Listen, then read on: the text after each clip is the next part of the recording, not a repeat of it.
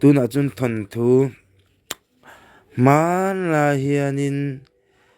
kho pakhat veng pakhata hianin in hi oma chuta chuan chu Mary te in ania chuanin he ta Mary te in bula chuanin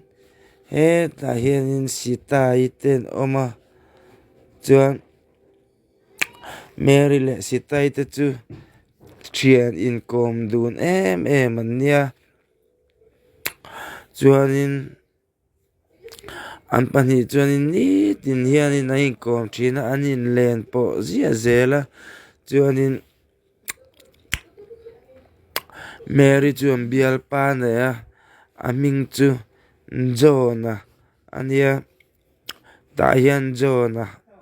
awm ve a John te in a awm ve chuanin